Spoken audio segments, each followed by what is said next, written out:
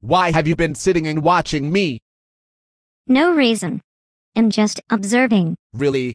So, you've been watching with some sort of purpose? What traits were you expecting? I was not looking for anything specific. I was just, watching you. So, what you really meant is that you are an onlooker. I do not get your point. What's the difference? An onlooker merely waits for whatever is presented to him or her. An observer comes with an expectation, waiting to see if the object presents traits or characteristics.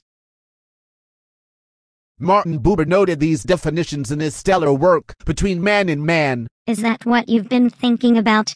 Staring up at these beautiful clouds? Yes. All by your lonesome. Of course. Dwelling on my own thoughts leads me to great ideas. And there is nobody to argue against me.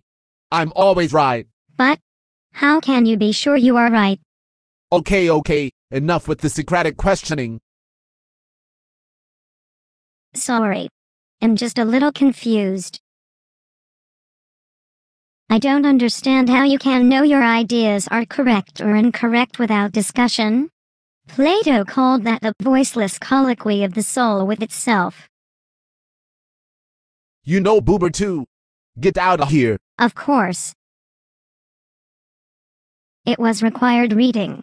Although, I didn't understand half of what he was saying. That is a common problem. Let's help each other understand his ideas. Perfect. Let's start with my objection to your thinking. If I remember right, Buber viewed that as a type of monologue. You are correct.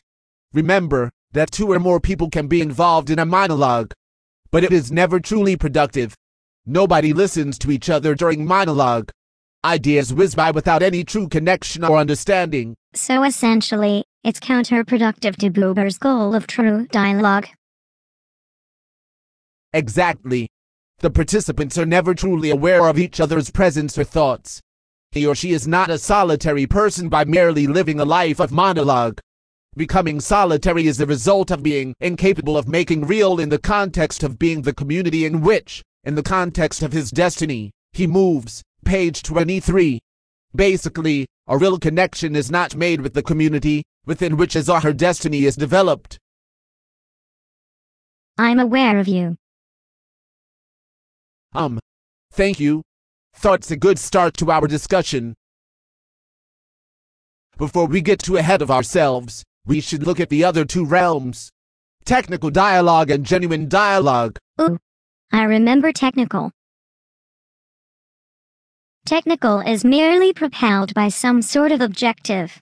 You are not really connecting with a person, but merely fishing for something from them. Think. CSI interrogation. The cops are in the bad guy's face getting the answers they want. Thought's a perfect example. It cannot be genuine if one side has an ulterior motive. Genuine dialogue is marked by a true connection to another. What's key here is that Buber believes that no words need to be spoken. True dialogue can happen in silence, with each person fulfilling the basic movement. What is the basic movement? The basic movement of dialogue is the turning toward the other, not merely with body, but also with your soul. So, if in dialogue you turn toward the other, does that mean in monologue you turn away? Not necessarily. Buber uses the term reflection to describe the movement of monologue. It's not so much turning away from the other, but instead is when a person withdraws from accepting his essential being and lets the other exist only as his own experience. Page 27. That makes sense. The other only exists as an element of his or her experience. There is no shared connection. Yes.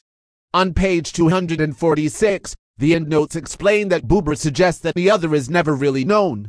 He or she merely exists as a part of the monological self, which is no objective import. The self curves back on itself. Like looking in a mirror. Nothing productive happens, except for an affirmation of one's monological existence. Exactly. You see, The problem with monological existence is that not only does the I not grow, but he or she cannot grow in unison with another. I remember Buber discussing that.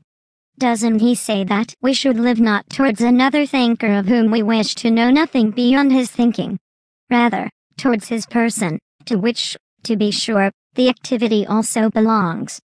Page 33. Yes. And that's the problem with monologue. You need to be receptive to the other's body and soul, where the activity exists, to truly understand his or her thoughts and existence. Isn't a similar line of thought used when discussing community? The community needs all individuals to turn towards each others to ensure the group's aim and actions are signified. The person who lives a solitary existence within the group holds the community's reality back, slowing efforts to move forward as a whole. That is true. But those who march in unison toward a specific goal have given themselves up to the counterpart, collectivity. Collectivity is the bundling together of individuals who are packed together, armed and equipped in common, with its basis in the organized atrophy of personal existence. Page 37.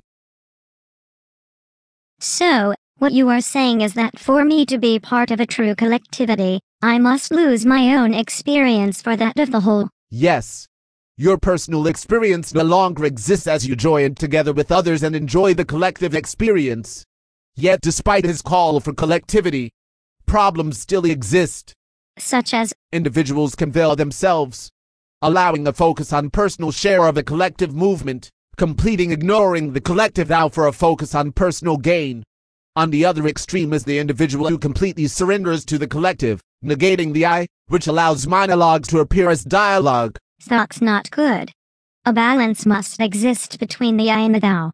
Without it, the collectivity merely marches ahead into, I think as Buber stated, an abyss. If all individuals surrender to the collective, and therefore the thou, they cannot create true dialogue as the I is no longer present. Buber notes that individuals are not required to respond, but that you be able and read to respond. Without any sense of self, the response cannot happen. Interesting. I must agree with his scenario then. Those who lose their sense of self cannot find meaning. You cannot find meaning in something nor can you put meaning into it, but it's through dialogue that meaning is created. All parties must be present, I and thou, to create meaning. By golly, I think we've got it. Dialogue is what moves man forward. By turning toward each other and finding meaning within our shared existence, thought and reality, we can grow and prosper. And without that essential movement, we remain in monologue, reflecting inward with an obsession about our own thought. Wait. Did we just experience true dialogue? We are computer-animated bears. Do you have a soul to turn toward me? Good point. Well, it was an interesting chat to say the least. Thank you for helping me through Buber. Gosh, he can be dense. I should head on my way. Bye. See ya.